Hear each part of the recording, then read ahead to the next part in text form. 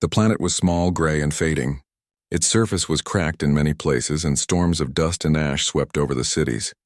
In the pale light of its dying sun, the few buildings that remained seemed fragile, like they could collapse at any moment.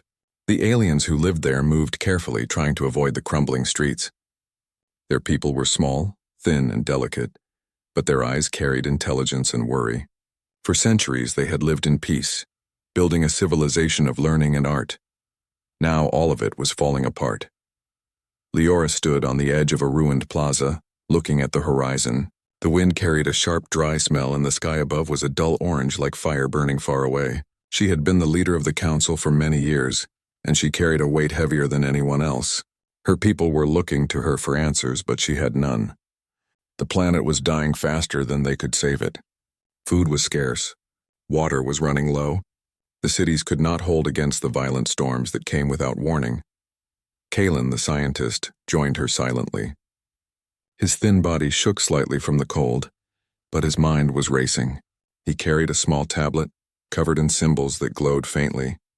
He looked at Leora, his face pale under the dying light. "Leora," he said quietly, "we have sent signals again. All of them. Every civilization in the nearby systems. No one has replied." Leora's lips pressed into a thin line. She had feared this answer. "Perhaps they do not care," she said softly. Her voice trembled slightly, though she tried to hide it. "Perhaps we were never important to them."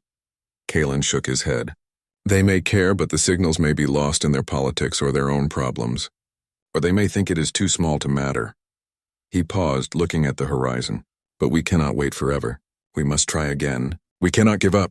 Leora nodded. She had tried to give hope to her people, but every day it became harder. Children were hungry, elders were weak, and the once bustling streets were now empty. The alien cities had been beautiful once, with towers of light and gardens that floated above the ground. Now most of the towers were broken and the gardens had died. Those who survived moved through the streets quietly, afraid of collapse or sudden storms. The council had met many times, arguing about what to do.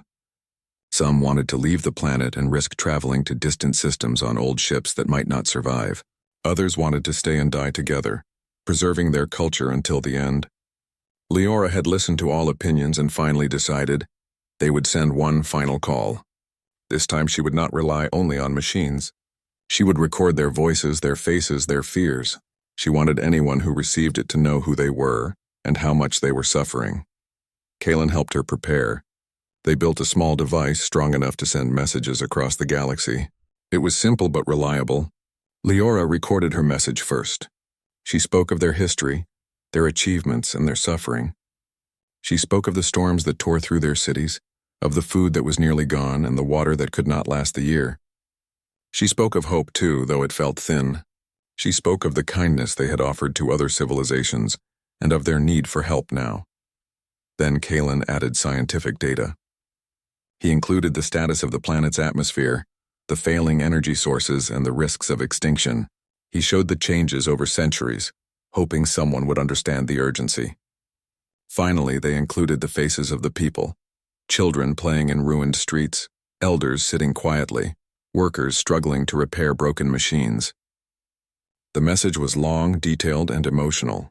When it was finished, Leora activated the device. A bright pulse of light shot into the sky, carrying the message across the galaxy. They watched the stars, hoping for an answer. Hours passed. Days passed. Still nothing came. The alien people gathered around the device, holding hands, watching the sky for a sign. Some whispered prayers, some stared silently, some cried. But the galaxy was silent. Months passed with no reply. Leora and Kalen worked tirelessly to keep their people alive. They repaired broken machines, rationed food, and taught children to grow small gardens in the ruined soil. They tried to keep spirits up, but it was difficult. Every day more buildings fell, more food disappeared, and more people became sick. Yet they did not give up. One day a child ran up to Leora, holding a small mechanical bird she had built from broken parts. Its wings were crooked, but it could still fly a few meters. The child's eyes sparkled. "Look, Leora, it can still fly," she said. Leora smiled, feeling a small warmth in her chest. She looked at Kalen, who nodded.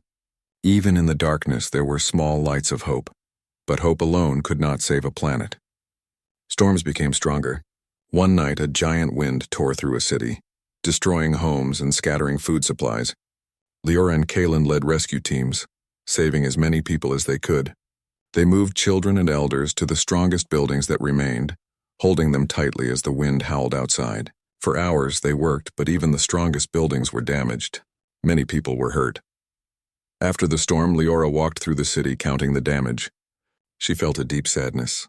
"How can we survive like this?" she whispered to Kalen. Kalen shook his head. "We cannot do it alone. Not anymore. We need help." He looked up at the stars. If only someone would listen. They sent another message. This time they included the devastation from the storm. They showed buildings torn apart, people crying, machines broken. They begged for help. Again, the galaxy stayed quiet. Weeks turned into months. The alien people began to lose faith. Some stopped eating properly, some refused to work, and some wandered into the storms unable to bear the hopelessness. Leora did everything she could to inspire them, speaking at gatherings, visiting families, and helping rebuild homes. But she knew that words were not enough. One evening, as Leora and Kalen watched the sky together, a new thought came to her. "What if we are waiting for the wrong kind of help?" she asked. "Perhaps the other civilizations do not understand us. Perhaps they think we are weak and cannot be saved." Kalen frowned. "What do you mean?" "I mean," she said slowly, "maybe someone will come who does not see us as weak. Someone who is strong, who can survive anything and still care enough to help." Kalen's eyes widened. "Are you saying a new civilization? One we do not know?" Leora nodded. "Yes. Perhaps there is someone out there, different from all the others, who will answer when everyone else ignores us." Kalen looked thoughtful. "It is possible, but who? Who could be so strong yet willing to help?" Leora did not answer. She only stared at the stars, wondering if such beings existed. The night was quiet except for the soft sounds of wind and distant crumbles. She felt a mix of hope and fear. Perhaps someone would come. Perhaps not. The aliens returned to their homes, tired but still alive. Children slept in the broken buildings, dreaming of better days. Adults repaired what they could, hoping to see a sign of help before it was too late. The planet continued to weaken, and the storms raged on. But Leora and Kalen never stopped looking at the stars, never stopped hoping that someone, anyone, might hear their cries. And far away, across light years of darkness, a signal began its long journey, carrying a message of desperation, of hope, and of life fading too fast to wait. They did not know it yet, but their plea was different from all the others. It carried a story of survival and courage, a story that would not be ignored forever.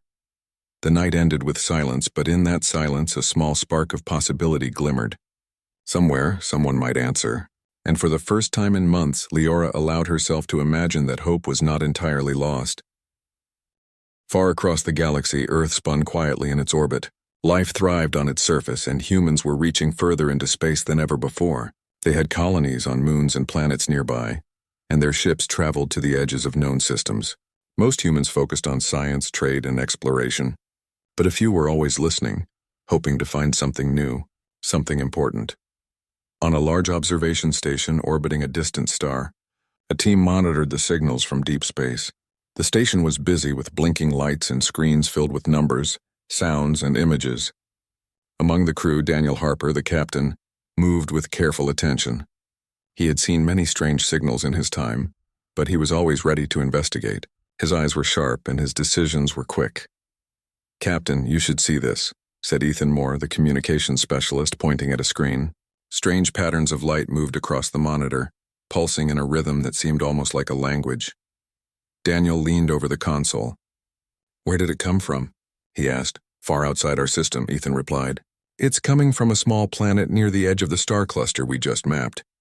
The patterns repeat and it looks like a message." Olivia Grant, the engineer, walked over, brushing her dark hair behind her ears.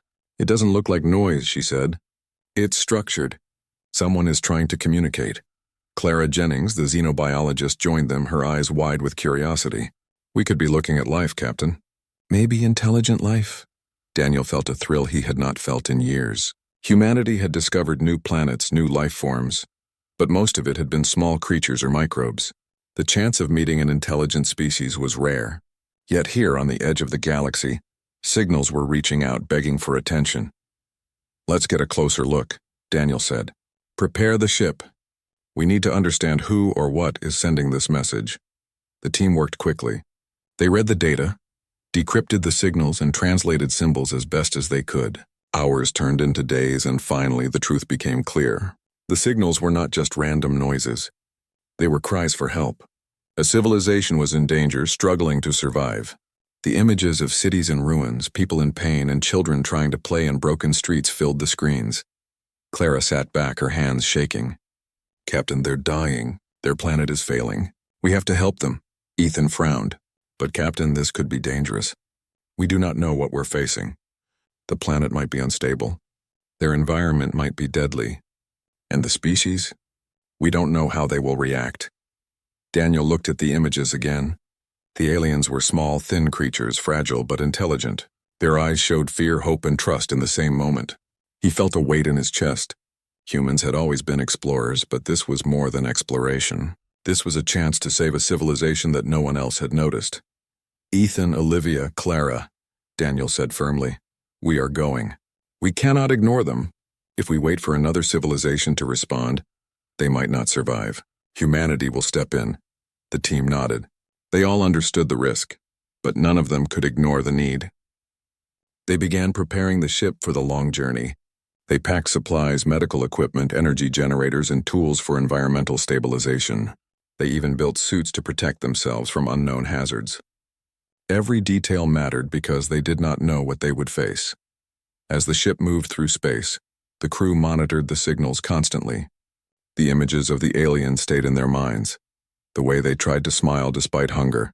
The way elders moved slowly over broken streets. The way children played among ruins. Daniel could not stop thinking about Leora, the leader, and Kalen, the scientist. Their courage in the face of despair was remarkable. "Captain," Clara said one night as they traveled, "I have been studying their technology from the signals. They are advanced in some ways, but fragile. They need more than supplies. They need protection and knowledge. We can teach them how to stabilize their planet temporarily, but it will be hard." Daniel nodded. "We have to try. That is our mission." After many weeks, the human ship approached the dying planet. From orbit, it was a gray, cracked world with swirling dust storms that stretched for hundreds of kilometers. The cities looked fragile, and some had already collapsed entirely. It was worse than they had imagined. "Prepare landing teams," Daniel said. "We will land near the largest settlement. That appears to be where most of the population is concentrated." Olivia checked the ship's systems. "Landing will be tricky. The atmosphere is thin and unstable. Some areas are covered in toxic dust. We need to use the protective suits and life support modules." The crew suited up. Their descent through the planet's atmosphere was rough. Dust whipped against the ship, and strong winds buffeted them as they neared the ground. Finally, they landed in a flat area near a partially destroyed city. The humans stepped out, their suits hissing as they adjusted to the harsh environment. Leora and Kalen were waiting. At first, they watched cautiously. They had received messages from other civilizations before, only to be ignored. Their trust was limited, and they feared the humans might be the same. Daniel approached slowly, holding up a hand in greeting. "We are here to help," he said clearly. "We are humans from a distant world. We received your messages, and we want to help your people survive." Leora's eyes widened. You heard us?" she asked, her voice trembling. "Yes," Daniel replied. "We could not ignore your call. We will stay and do everything we can to help your civilization." Kalen stepped forward cautiously. "Many have ignored us. Why should we trust you?" Daniel looked at him steadily. "Because we believe in helping life when it is in danger. We may be far away, but we will not turn away from those who need help. We are not like the others." Slowly, Leora nodded. "Then come. See what we have left. Decide if you can help, but understand our planet is failing. Time is short." The humans followed them into the ruined city. The streets were cracked and buildings leaned at dangerous angles. Dust hung in the air, and the wind carried sharp particles that cut through the protective suits. They saw children playing among broken walls, elders sitting quietly, and workers trying to repair collapsed structures. Clara's eyes filled with concern. "Captain, they are fragile. Their bodies are weak from hunger and disease. We have to act quickly to provide medical care and food." Daniel nodded.